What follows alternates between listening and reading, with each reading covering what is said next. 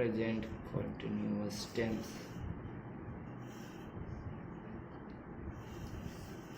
आज का टॉपिक है प्रेजेंट कंटिन्यूअस टेंस। कल पढ़े थे हम प्रेजेंट इंडेफिनिट टेंस और आज हम चर्चा कर रहे हैं प्रेजेंट कंटिन्यूअस के ऊपर। तो सबसे बड़ा है टेंस का नाम हो गया, है ना। तो दो चीज़ सबसे पहले इसके बारे में जानकारी लेना। पहला क्या है? पहचान। पहला क्या जानकारी चाहिए? पहचान।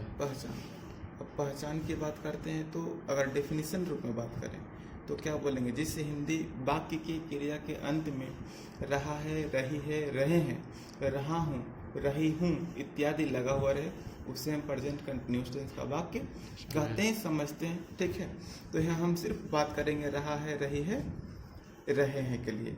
ठीक है, जो सिंपल पहचान के रूप में है। It is. और दूसरा नियम को लेकर कर चर्चा करेंगे, बात करेंगे। तो नियम क्या है? किसी भी वाक्य को बनाने के लिए सबसे पहले सब्जेक्ट चाहिए। सब्जेक्ट के बाद क्या चाहिए? Is am are. क्या चाहिए? एज एम आर चाहिए। इसके अलावा क्या चाहिए? क्रिया का चौथा रूप यानी वर्ब प्लस ING, और लास्ट क्या करना है? एक ऑब्जेक्ट से। Subject plus is am are plus verb plus object. अब एक सेंटेंस को लेकर कर बात करें तो सेंटेंस क्या हो सकता है? सेंटेंस होगा राम आम खा रहा है। राम आम खा रहा है।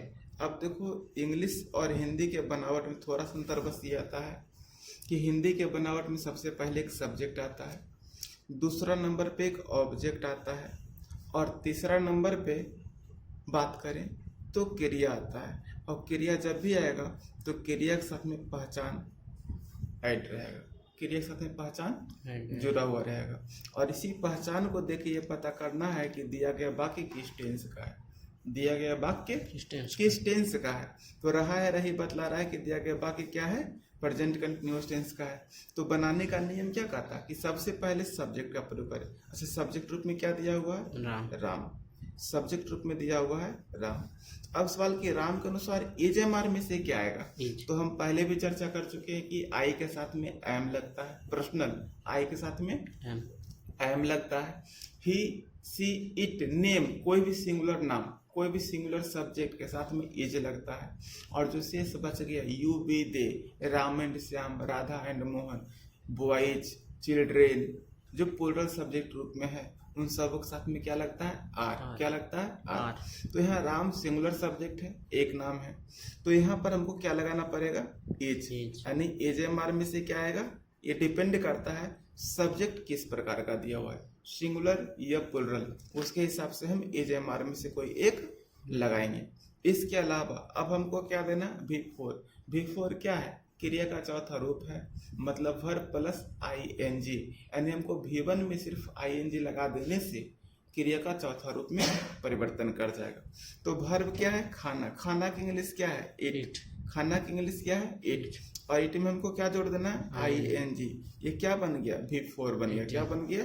V4 बन गया। अब क्या खा रहा है? तो आम। अब कोई भी आदमी आम खा रहा है तो एक बार में क्या आम खाएगा? एक आम खाएगा, है ना। और अगर आमे की चर्चा करते तो हम ए मैंगो के जगह पर हम मैंगोज लिखते। क्या लिखते? मैंगोज लिखते। तो Ram is eating a mango. अगर बोले कि मैं बाजार जा रहा हूँ, मैं बाजार जा रहा हूँ, बाजार जा रहा हूँ, मैं बाजार जा रहा हूँ, तो मैं का इंग्लिश क्या हो गया? आई। आई के साथ में क्या लगाना है? एम। अभी बात कर रहे थे ना कि आई के साथ में एम लगता है।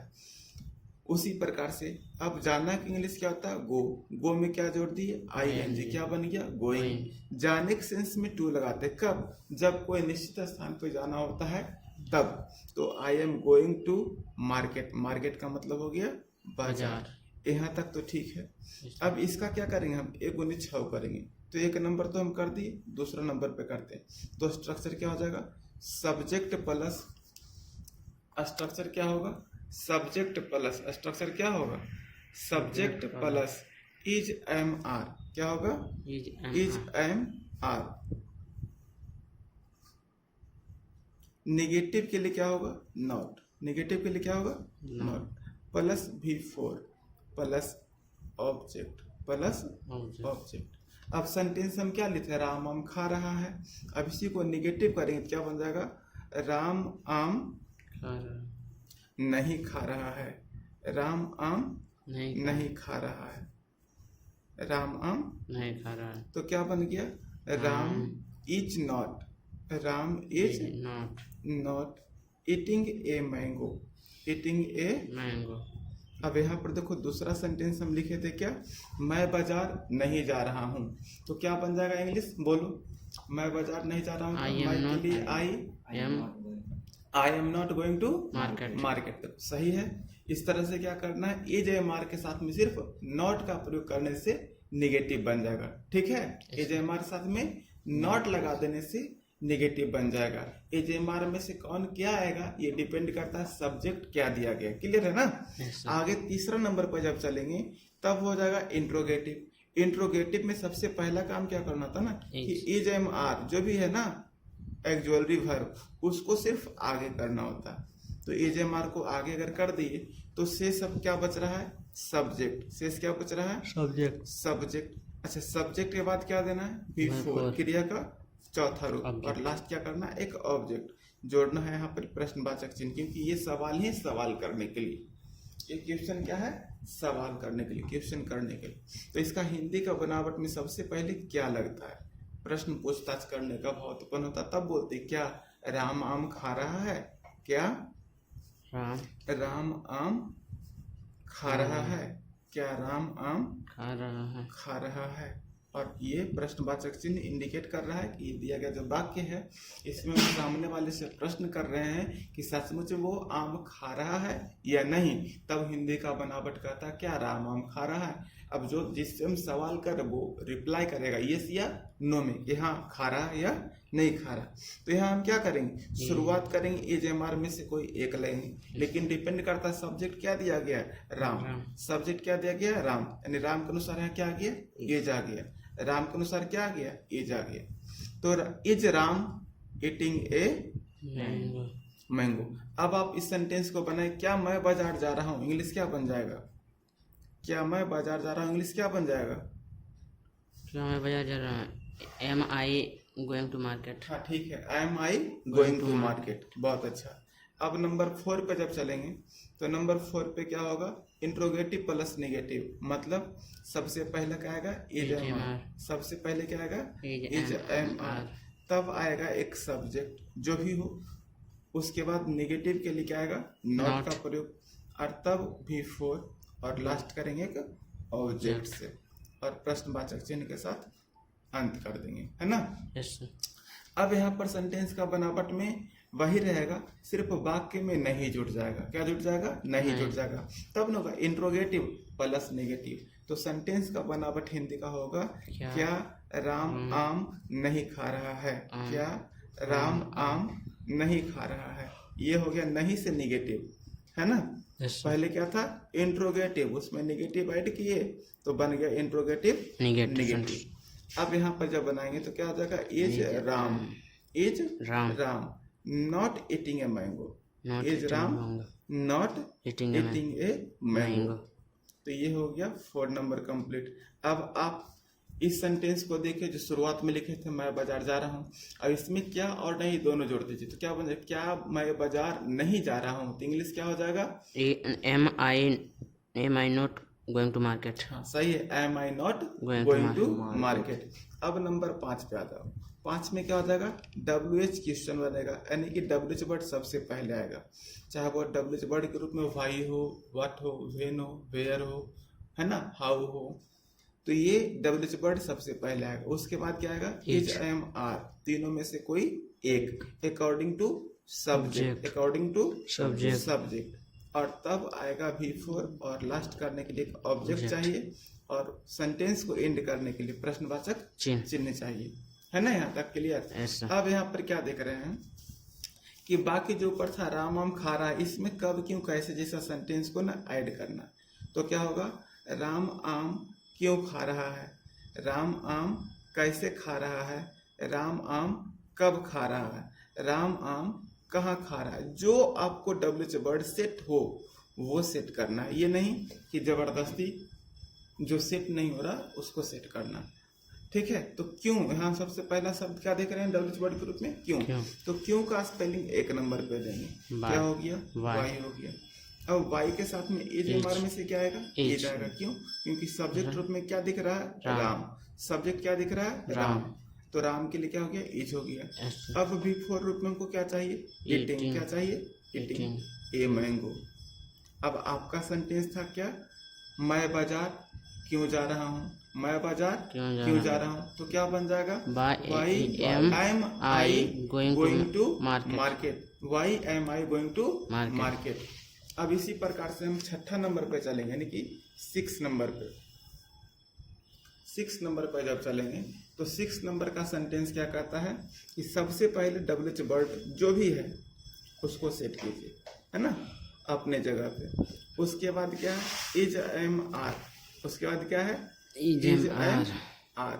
उसके बाद सब्जेक्ट दीजिए और सब्जेक्ट के बाद नेगेटिव के लिए नॉट का प्रयोग कीजिए, बिफोर प्लस ऑब्जेक्ट। और लास्ट करने के लिए क्या चाहिए, प्रश्नवाचक चिन्ह चाहिए। लास्ट करने के लिए क्या चाहिए, प्रश्नवाचक चिन्ह चाहिए।